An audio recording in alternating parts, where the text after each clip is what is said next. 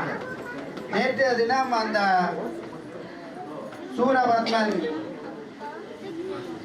முருகப்பெருமான் தனது 6 முகங்களையும் 12 கரங்களுடன் தோன்றி அந்த விஸ்வரூபத்தை காட்டிய காட்சியை பார்த்தீர்கள். அந்த விஸ்வரூபத்தை கண்டவுடனே இந்த சூரபத்மன் என்ன நினைக்கின்றார் என்றால்,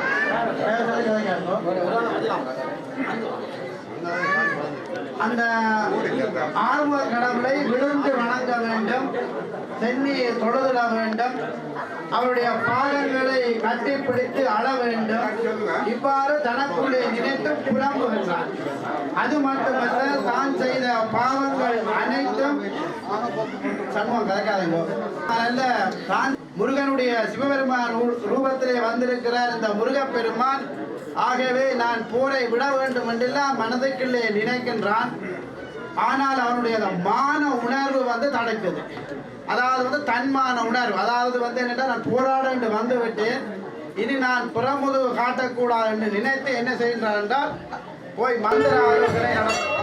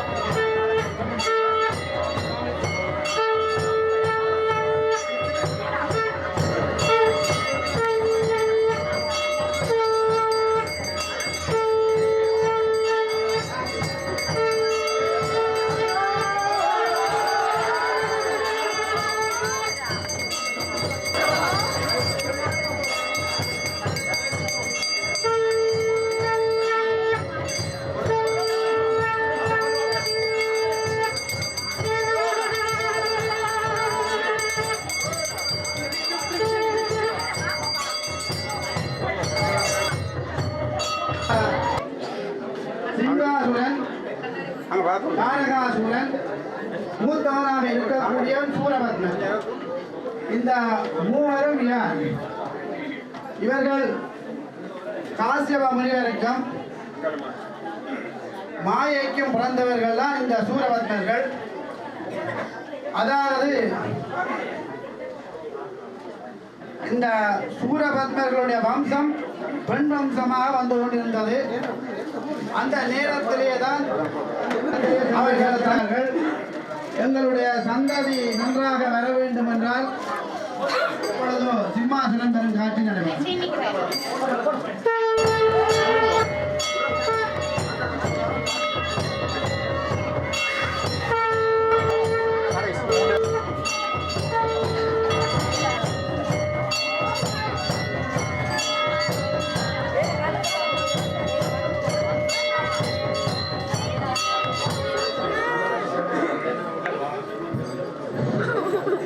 சிம்மாசனம் என்ன செய்கிறார்கள்?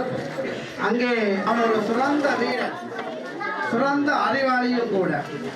ஒவ்வொரு விதமாக தன்னை உருமாற்றிக் கொண்டெல்லாம் இங்கே முருகப்பெருமானிடத்திலே சண்டை செய்வான்.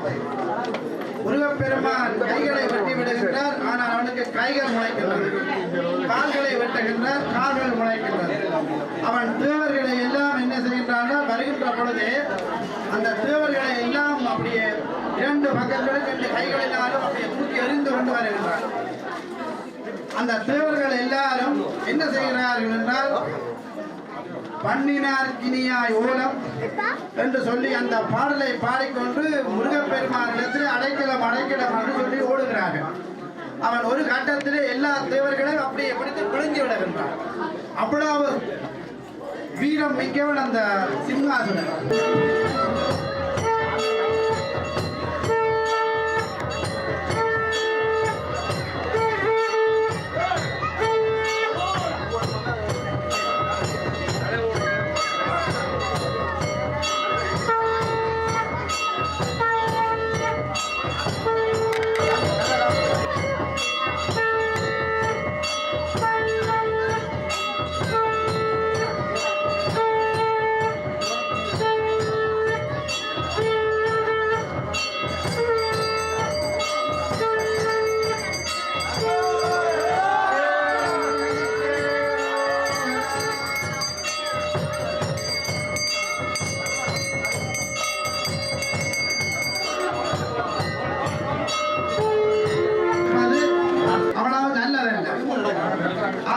இந்த போரிலே இப்பொழுது முருகப்பெருமான் என்ன செய்கின்றார் என்று சொன்னால், இந்த சிம்மாசுரனுடைய முடியை தட்டி விடுத்து விடுகிறார். அதாவது இந்த வேலாயுதத்தில் அப்படி தட்டி விடுகின்றார்.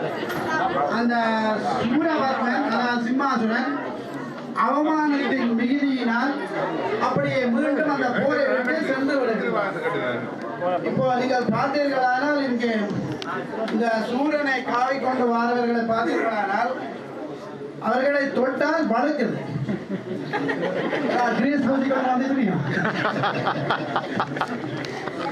ஈழத்துல பாத்தீங்கன்னா இப்ப கடைசியா ஒரு வெரிட்டல் நடக்குது அப்படின்னா கிரீஸ் பூசிக்கொண்டு அமைக்காரன் எல்லாருக்கும்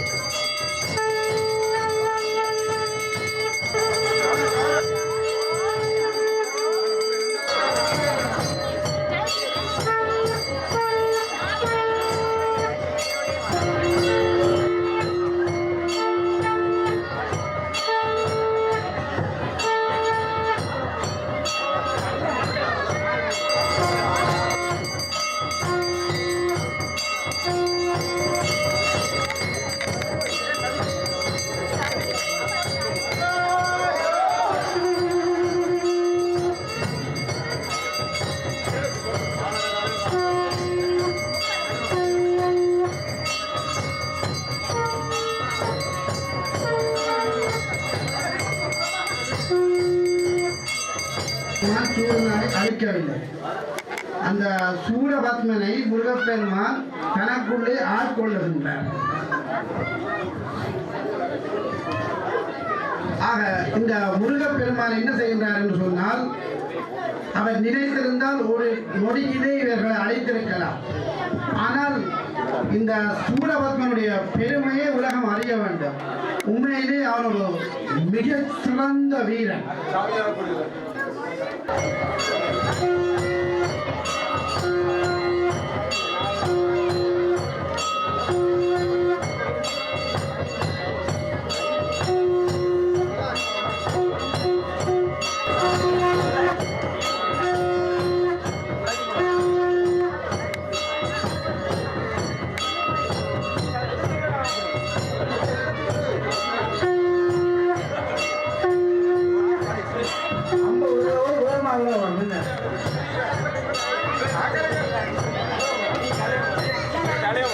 थाले कुणी निकले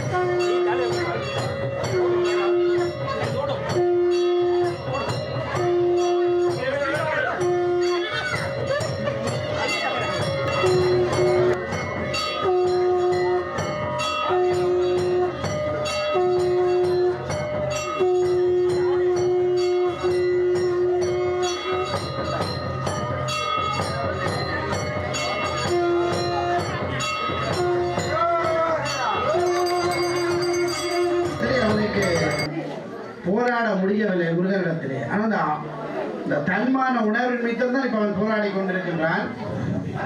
முன்பு ஒரு முறை மாயை சொல்லி இருக்கின்றாள், உனக்கு எப்பொழுது இயலாமல் இருக்கின்றதோ ஏதோ ஒரு விடயத்தில், அதாவது போர் விடயங்களிலே, அந்த நேரத்திலே நீ என்னை நினைத்தாயானால் உனக்கு என்னால் முடிந்த உதவியை செய்வேன் என்று சொல்லுகிறார்.